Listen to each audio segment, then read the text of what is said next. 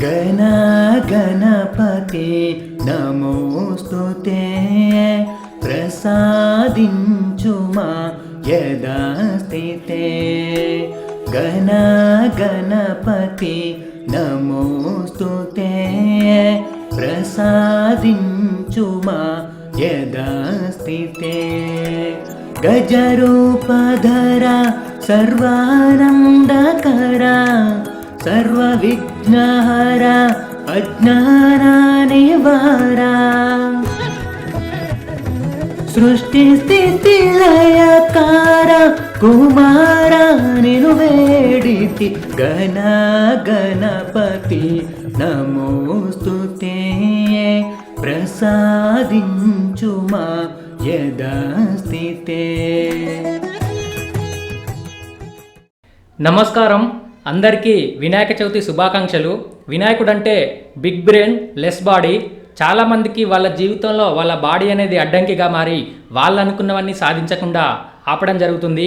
అలా కాకుండా మీ జీవితంలో మీ బ్రెయిన్ అనేది ఫోర్ ఫ్రంట్గా ఉండి కేవలం అవసరం ఉన్నప్పుడు మాత్రమే మీ బాడీ యూజ్ కావాలని, మీలోని ఇంటెలిజెన్స్ ఓపెన్ అయ్యి మీరు జీవితంలో అనుకున్నవి అనుకోనివి అన్నీ సాధించాలని మనస్ఫూర్తిగా కోరుకుంటున్నాను. మన ఛానల్లో తెలంగాణ మూమెంట్ క్లాసెస్ స్టార్ట్ చేయబోతున్న విషయం అందరికీ తెలిసిందే. ఇప్పటికే కోర్సు ప్రోమో విడుదల చేయడం జరిగింది, చూడని వాళ్ళు వెళ్ళి చూడొచ్చు. అయితే కోర్స్ అనేది కోర్స్ ఇంట్రడక్షన్ వీడియోతో స్టార్ట్ చేయండి అని చాలామంది యూట్యూబ్లో పెట్టిన పోల్కి ఓటేయడం జరిగింది. సో ఈ వీడియోలో తెలంగాణ మూమెంట్కి సంబంధించి బ్రీఫ్గా 3-4 మినిట్స్ చూసి ఆ తర్వాత సిలబస్ ఏంటి, ఎలాంటి స్ట్రాటజీ ఫాలో కావాలి, లాస్ట్కి రిఫరెన్స్ బుక్స్ ఏంటో చూసి వీడియోని ముగిద్దాం.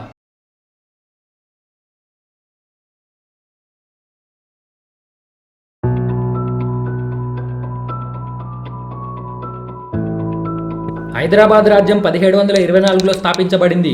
దేశానికి బ్రిటిష్ వాళ్ళు వచ్చాక దేశం 2 ప్రాంతాలుగా ఉండేది, బ్రిటిష్ పాలిత ప్రాంతాలు మరియు స్వతంత్ర రాజ్యాలు. 1798లో బ్రిటిష్ వారు ప్రవేశపెట్టిన అనుబంధ కూటమిలో చేరిన హైదరాబాద్ రాష్ట్రం 1947 వరకు బ్రిటిష్ వారి స్నేహంతో స్వతంత్ర రాష్ట్రంగానే కొనసాగింది. దేశాన్ని వదిలి వెళ్ళేటప్పుడు స్వతంత్ర రాష్ట్రాలు అటు పాకిస్తాన్లో కానీ ఇటు భారతదేశంలో కానీ కలవచ్చని లేదా స్వతంత్ర రాష్ట్రంగానే కొనసాగవచ్చని బ్రిటిష్ వాళ్ళు పేర్కొన్నారు. 1947లో భారతదేశంతో యథాతథ స్థితి ఒప్పందం పెట్టుకున్న హైదరాబాద్ రాష్ట్రం 1948 వరకు స్వతంత్ర రాష్ట్రంగానే కొనసాగింది. అయితే స్వతంత్ర రాజ్యాలు దేశానికి ముప్పు అని భావించిన వల్లభాయ్ పటేల్ హైదరాబాద్ రాష్ట్రంపై పోలీస్ చర్యకు ఆదేశించడంతో సెప్టెంబర్ 17, 1948న భారతదేశంలో కలవాల్సి వచ్చింది. 1948 నుంచి 52 మధ్య కేంద్ర ప్రభుత్వం నియమించిన జేఎన్ చౌదరి మరియు ఎంకే వెల్లుడిలు హైదరాబాద్ రాష్ట్రాన్ని పరిపాలించారు. 1952లో సాధారణ ఎన్నికల్లో గెలుపొందిన బూర్గుల రామకృష్ణారావు 1956 వరకు హైదరాబాద్ రాష్ట్రానికి ముఖ్యమంత్రిగా ఉన్నారు. ఇతని కాలంలోనే రాష్ట్రంలో ముల్కీ ఉద్యమం జరిగింది. 1956లో రాష్ట్రాల పునర్వ్యవస్థీకరణ చట్టం ప్రకారం రాష్ట్రాన్ని 3 ముక్కలుగా చేయడంతో తెలంగాణ ప్రాంతం ఆవిర్భవించింది. 1956లో జరిగిన పెద్ద మనుషుల ఒప్పందం ప్రకారం నవంబర్ 1, 1956న తెలంగాణ మరియు ఆంధ్ర ప్రాంతాలను కలిపి ఆంధ్రప్రదేశ్ రాష్ట్రాన్ని ఏర్పాటు చేశారు. ఒప్పందంలోని షరతులను ఉల్లంఘించడంతో 1969లో తెలంగాణ ఉద్యమం మొదలైంది. ఉద్యమం అణచివేయడానికి జీవో 36, 8 సూత్రాల పథకం మరియు 5 సూత్రాల పథకం లాంటివి ఎన్ని తెచ్చినా ఉద్యమం కొనసాగింది. ఇదే సమయంలో సుప్రీంకోర్టు తెలంగాణకు అనుగుణంగా తీర్పునివ్వడంతో ఉద్యమం కొద్దిగా చల్లారింది. అయితే అటు ఆంధ్రాలో జయాంధ్ర ఉద్యమం మొదలైంది. 2 ప్రాంతాల ప్రజల్ని సంతృప్తిపరచడానికి కేంద్ర ప్రభుత్వం ఆర్టికల్ 371D మరియు 1975 రాష్ట్రపతి ఉత్తర్వులను తీసుకొచ్చి జోనల్ వ్యవస్థను ప్రవేశపెట్టింది. ఆ తర్వాత రాష్ట్ర ప్రభుత్వం జీవో 610ని విడుదల చేసింది. ఒక పక్క తెలంగాణ ఉద్యమం జరుగుతుంటే మరోపక్క దేశంలో నక్సలైట్ ఉద్యమం మొదలైంది. దాని ప్రభావం తెలంగాణలో నక్సలైట్ ఉద్యమంగా, రైతు కూలీ సంఘాలుగా మరియు ఆదివాసీ ఉద్యమాలుగా రూపాంతరం చెందింది. 1980వ దశకంలో దేశ రాజకీయాల్లో ఎన్నో మార్పులు చోటు చేసుకున్నాయి. ఎన్నో ప్రాంతీయ పార్టీలు పుట్టుకొచ్చాయి.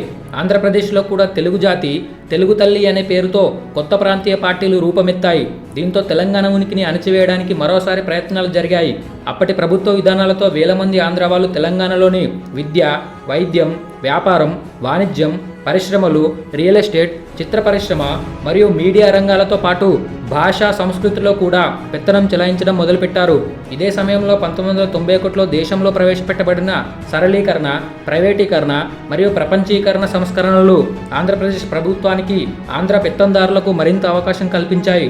దీంతో తెలంగాణ ప్రజలు దోపిడీకి గురయ్యారు. రాష్ట్ర ప్రజల జీవితాల్లో వ్యత్యాసం బాగా పెరిగిపోయింది. తెలంగాణలోని వ్యవసాయం మరియు కుటీర పరిశ్రమలు కుంటుపడ్డాయి. దీంతో తెలంగాణ ఉద్యమం మళ్లీ చేయాల్సిన అవసరం ఉందని ప్రజలు గ్రహించారు. తెలంగాణ ఉనికిని కూడగట్టడానికి అనేక సభలు, సమావేశాలు, సంఘాలు మరియు వేదికలు లాంటివి ఏర్పడ్డాయి. 2001లో తెలంగాణ రాష్ట్రమే ధ్యేయంగా రాజకీయ పార్టీ అవతరించింది. ఇతర రాజకీయ పార్టీలు కూడా తెలంగాణ వాదాన్ని అందుకున్నాయి. 2004లో గిర్గిలాని కమిషన్ ఇచ్చిన నివేదిక తెలంగాణకు జరిగిన అన్యాయాలను ఎత్తి చూపించింది. 2009 నాటికి ఉద్యమం శిఖర స్థాయికి చేరింది. దీంతో శ్రీకృష్ణ కమిటీని ఏర్పాటు చేసింది కేంద్ర ప్రభుత్వం. 2009 మరియు 2014 మధ్య తెలంగాణ ఉద్యమంలో పాల్గొనని ప్రజలు లేరు. చివరకు 2014 జూన్ 2న తెలంగాణ రాష్ట్రం ఆవిర్భవించింది.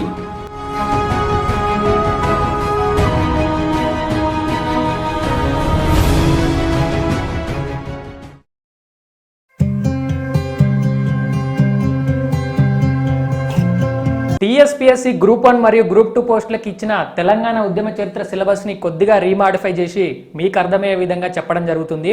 వాళ్ళు ఇచ్చిన సిలబస్లో 3 రకాల ఫేజులు ఉన్నాయి. ఒకటి ఐడియా ఆఫ్ తెలంగాణ, రెండవది మొబైలైజేషనల్ ఫేజ్, మూడవది towards formation of Telangana state అనేది ఇవ్వడం జరిగింది.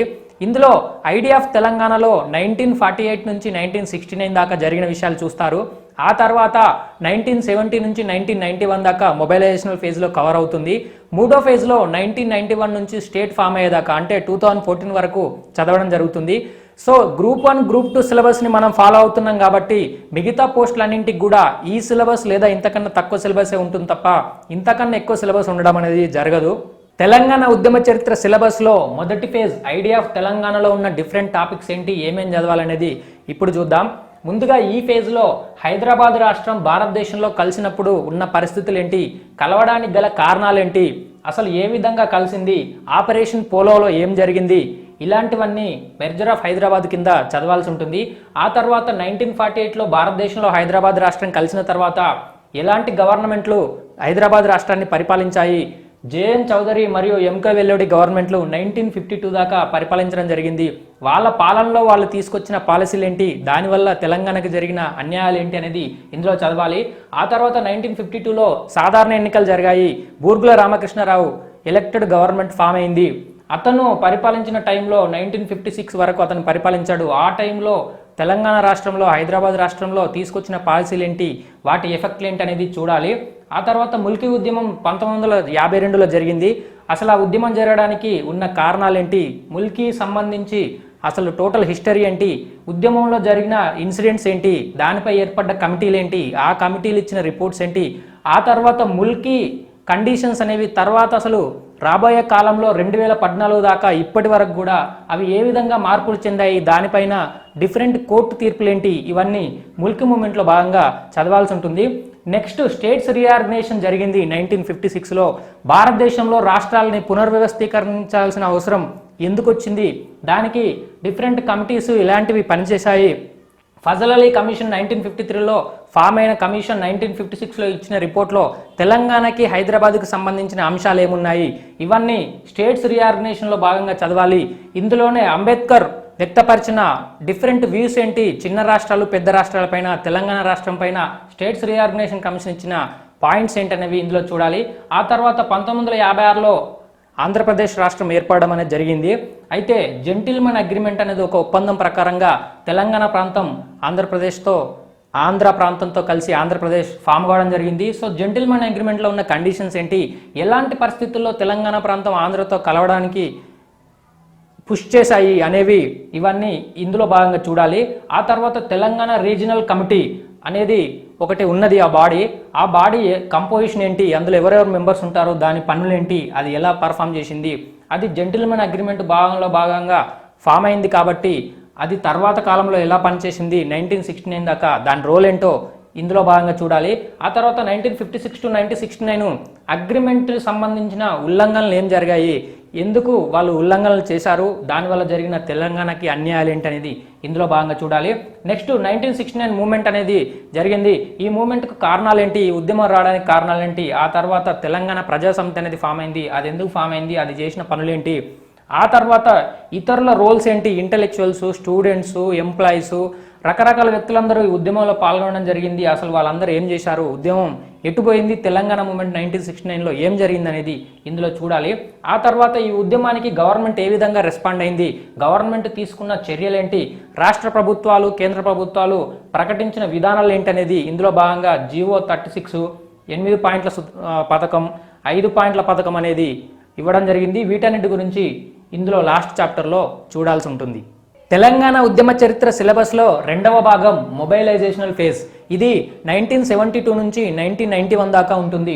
ఇందులో జయాంధ్ర ఉద్యమం ఎందుకు జరిగింది, దానికి దారితీసిన పరిస్థితులు ఏంటి అనేది చూడాలి. ఆ తర్వాత గవర్నమెంటు తెలంగాణ మరియు ఆంధ్ర రెండు ప్రాంతాలని సాటిస్ఫై చేయడానికి తీసుకున్న చర్యలేంటి, తీసుకొచ్చిన విధానాలు ఏంటో చదవాలి. అందులో భాగంగా 6 సూత్రాల పథకం, 1975లో ప్రవేశపెట్టబడ్డ ప్రెసిడెన్షియల్ ఆర్డర్, కొత్తగా రాష్ట్రంలో జోనల్ వ్యవస్థ తీసుకురావడం, ఆ తర్వాత రాష్ట్ర ప్రభుత్వం విడుదల చేసిన 610 జీవో, ఇవన్నీ చదవాల్సి ఉంటుంది. ఆ తర్వాత నక్సలైట్ మూవ్మెంట్ తెలంగాణ మీద ఏ విధంగా ఇంపాక్ట్ చూపించింది, అందులో భాగంగా జగిత్యాల, సిరిసిల్లలో జరిగిన ఇన్సిడెంట్లు ఏంటి, మరియు రైతు కూలీ సంఘాలు ఏ విధంగా పనిచేశాయి, వాటి కార్యక్రమాలేంటి, మరియు ఆదివాసీ మూమెంట్స్ ఎలా జరిగాయి, జల్ జంగిల్ జామీన్ అని వారు ఎందుకు పోరాటాలు చేశారు, తెలంగాణకు జరిగిన అన్యాయాలకి వాళ్ళు ఏ విధంగా ప్రశ్నించారనేది చూడాలి. ఆ తర్వాత 1980 నుండి 90 మధ్య కొత్తగా ప్రాంతీయ రాజకీయ పార్టీలు పుట్టుకొచ్చాయి.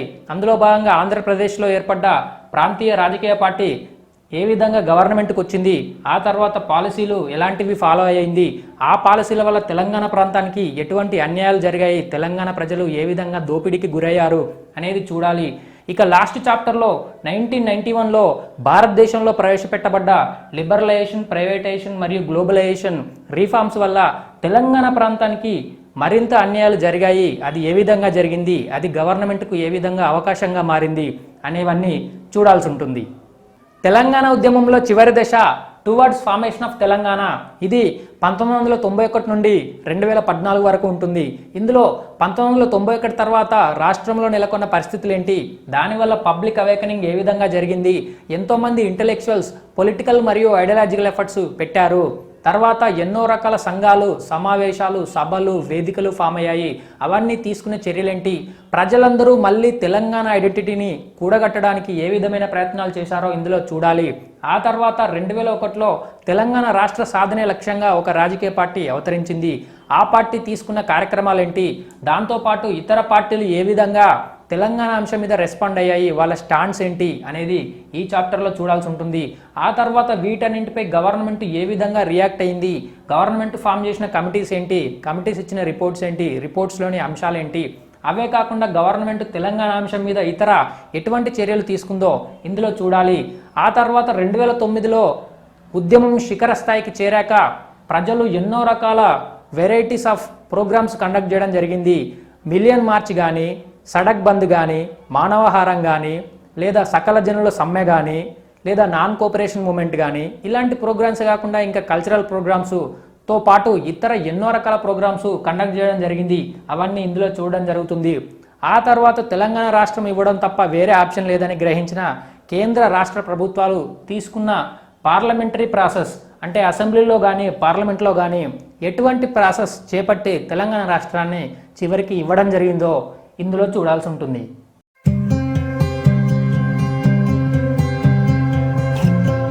చాలామంది ఏదైనా ప్రిపేర్ అయ్యేటప్పుడు లేదా చదివేటప్పుడు కేవలం ఎగ్జామ్ కోసమే అన్నట్టుగా చదువుతారు. దానివల్ల చాలా కష్టపడాల్సి వస్తుంది. నిజానికి ఎగ్జామ్లో ఇదంతా పెట్టడానికి కారణం మీ చరిత్ర మీరు తెలుసుకోవాలి. ఎందుకంటే మీ చరిత్ర అంటే ఏదో కాదు, మీకు పాస్ట్లో జరిగిన స్టోరీయే. అంతేకాకుండా మీ చరిత్ర మీరు తెలుసుకోవడంలో గర్వాన్ని తీసుకోవాలి తప్ప భారంగా భావించకూడదు. ఇదే కాకుండా రేపొద్దున మీరు ఆఫీసర్స్ అయ్యాక ప్రజలకి బెటర్గా సర్వ్ చేయాలంటే ఆ ప్రజల పరిస్థితులు ఎందుకు ఇలా ఉన్నాయి, వాళ్లకు పాస్ట్లో ఏం జరిగింది, వాళ్లకు ఇంకా ఏం చేస్తే వాళ్ళ జీవితాలు బాగు చేయొచ్చు అనేది మీరు బెటర్గా డిసైడ్ చేయాలన్నా వాళ్ళ హిస్టరీ మీకు తెలిసి ఉండాలి. ఇదే కాకుండా హిస్టరీ అనేది ఒక ఇన్స్పిరేషన్ లాగా, ఒక మోటివేషన్ లాగా పనిచేస్తుంది. పాస్ట్ని మార్చలేకపోయినా పాస్ట్ని తెలుసుకొని ప్రెజెంట్ని యాక్సెప్ట్ చేస్తూ ఫ్యూచర్ స్టోరీ క్రియేట్ చేయడానికి మీకు హిస్టరీ అనేది పనిచేస్తుంది. ఇక ప్రిపరేషన్ స్ట్రాటజీ విషయానికి వస్తే ఏ ఎగ్జామ్కు మీరు ప్రిపేర్ అవుతున్నా ముందుగా చేయాల్సిన పని ఏంటంటే ఆ ఎగ్జామ్కు ఉన్న సిలబస్ని తెలుసుకోవడం. సిలబస్ మీద కంప్లీట్ ఐడియా ఉంటే మీ పని సగం ఈజీ అయినట్టే. ఎందుకంటే సిలబస్ అనేది నిర్దిష్టంగా ఉంటుంది. ఆ సిలబస్ నుండే ఎగ్జామ్లో క్వశ్చన్స్ అడగడం జరుగుతుంది. మీరు సిలబస్ మీద ఐడియా తెచ్చుకోకుండా ఏది పడితే అది చదివితే అది ఎగ్జామ్కి యూజ్ అవుద్దనే గ్యారంటీ ఇవ్వలేం. ఆ తర్వాత సిలబస్తో మ్యాచ్ అయ్యే బుక్స్ కొనుక్కోవాలి. బుక్స్ కొనుక్కునే ముందు ఖచ్చితంగా 1-2 సార్లు చెక్ చేసుకొని కంటెంట్స్ మాత్రమే కాదు లోపల మ్యాటర్ కూడా సిలబస్తో మ్యాచింగ్లో ఉందా అనేది చెక్ చేసుకొని కొనుక్కుంటే మీ పని మరింత ఈజీ అవుతుంది. ఆ తర్వాత మీరు ఒక టైం టేబుల్ అనేది వేసుకోవాలి. ఎగ్జామ్కి ప్రిపరేషన్ ఎలా చేయాలి, ఎప్పుడు చేయాలి, ఎంత చదవాలి అనేది ఖచ్చితంగా ఒక ఐడియా ఉండాలి. మీరు టైం టేబుల్ ఎగ్జాక్ట్గా ఫాలో అవ్వాల్సిన అవసరం లేదు. పలానా రోజు ఏదైనా ఎమర్జెన్సీ వచ్చి అనుకోని పరిస్థితుల వల్ల టైం టేబుల్ డిస్టర్బ్ అయినా టైం టేబుల్ వదిలిపెట్టాల్సిన అవసరం లేదు. టైం టేబుల్ అనేది ఖచ్చితంగా ప్రిపేర్ చేసుకోవాలి. ఎందుకంటే మీకు ఒక బేసిక్ డైరెక్షన్ ఉంటే ఏదో రోజు మీరు సిలబస్ కంప్లీట్ చేయడానికి అవకాశం ఉంటుంది. ఆ తర్వాత మీరు నిజమైన ప్రిపరేషన్ స్టార్ట్ చేయాలి. ఈ ప్రిపరేషన్లో భాగంగానే మీరు చదివేటప్పుడు అర్థం చేసుకోవడం, నోట్స్ రాసుకోవడం, తర్వాత వాటికి సంబంధించిన రీసెర్చ్ కానీ, తెలియని పాయింట్లు తెలుసుకోవడం కానీ, నెట్ సర్చింగ్ కానీ, న్యూస్ పేపర్స్ ఎతకడం కానీ, బుక్స్ చూడడం కానీ ఇవన్నీ ప్రిపరేషన్లో భాగంగానే చెయ్యాలి. ఎందుకంటే ఒక్కసారి ఆ విషయం అర్థమైన తర్వాత రివిజన్ చేయడం అనేది ఈజీ అవుతుంది. కానీ ముందే చదివేటప్పుడు ఫాస్ట్గా ఏదో రకంగా చదివేస్తే తర్వాత మళ్ళీ మర్చిపోయే అవకాశం ఉంటుంది. సో కంప్లీట్గా అర్థం చేసుకోవడానికి ప్రయత్నించాలి. ప్రిపరేషన్లో మర్చిపోతాము ఇంపార్టెంట్ పాయింట్స్, తర్వాత చదువుకోవడానికి ఈజీగా ఉంటుంది అనే పాయింట్స్ ఏమైనా ఉంటే నోట్స్ రాసుకోవడం చాలా మంచిది. ఆ తర్వాత మీరు టోటల్ సిలబస్లో ఉన్న కంటెంట్స్ అన్నీ కవర్ చేశాక, ప్రిపరేషన్ అయ్యాక మార్క్ టెస్టులు రాయడం వెరీ ఇంపార్టెంట్. ఎందుకంటే మీరు ఎంత చదివినా ఎగ్జామ్లో ఏ విధంగా అడుగుతున్నారనేది తెలియకపోతే మీకు చాలా కష్టమవుతుంది. ఎందుకంటే మీకున్న నాలెడ్జ్ని ఎగ్జామ్ పాయింట్ ఆఫ్ వ్యూలో మళ్ళీ స్ట్రీమ్లైన్ చేయడం కూడా ఖచ్చితంగా అవసరం. లేదంటే మీరు ఎగ్జామ్లో సక్సెస్ అయ్యే అవకాశం తక్కువ. ఈ మార్క్ టెస్ట్లో భాగంగానే ప్రీవియస్ క్వశ్చన్ పేపర్స్ కూడా చెక్ చేయాల్సి ఉంటుంది. ఎందుకంటే ఏ విధంగా అడుగుతున్నారు, ఎంత డెప్త్గా అడుగుతున్నారు, ఆప్షన్స్ ఎలా ఇస్తున్నారు, ఇవన్నీ ఐడియా రావాలంటే ప్రీవియస్ క్వశ్చన్స్ పేపర్స్ కూడా చెక్ చేయాలి. వాటితో పాటు మోడల్ క్వశ్చన్ పేపర్స్ సాల్వ్ చేయడం అనేది మీకు ఎగ్జామ్కి హెల్ప్ అవుతుంది. ఆ తర్వాత చివరగా రివిజన్ చేయాలి. ఎగ్జామ్లు రాస్తూ ఉంటే మీకు మార్కులు తక్కువగా రావచ్చు, కొన్ని క్వశ్చన్లు అటెంప్ట్ చేయలేకపోవచ్చు, కొన్ని తెలియకపోవచ్చు. అవన్నీ మళ్ళీ రివిజన్లో భాగంగా మీరు కంప్లీట్ చేయాల్సి ఉంటుంది. ఆ తర్వాత మళ్ళీ రివిజన్ అయ్యాక మళ్ళీ మార్క్ టెస్టులు రాయాలి, మళ్ళీ ప్రీవియస్ క్వశ్చన్ పేపర్లు సాల్వ్ చేయాలి, మళ్ళీ ఏవైతే చేయలేకపోయారో అవన్నీ మళ్ళీ రివిజన్లో మళ్ళీ క్లారిఫై చేసుకొని కంప్లీట్ చేసుకోవాలి, మళ్ళీ మార్క్ టెస్టులు రాయాలి. ఈ విధంగా ఈ సైకిల్ అనేది టిల్ మీ ఒరిజినల్ ఎగ్జామ్ వచ్చేంత వరకు కంటిన్యూ చేయాలి. సో ఈ విధంగా మీరు ఒక బేసిక్ ప్లాన్ అనేది ఫాలో అవుతే, ఒక స్ట్రాటజీ అనేది ఫాలో అవుతే మీరు ఏ ఎగ్జామ్లో అయినా సక్సెస్ అవ్వడానికి మీకు చాలా ఎక్కువ అవకాశం ఉంది.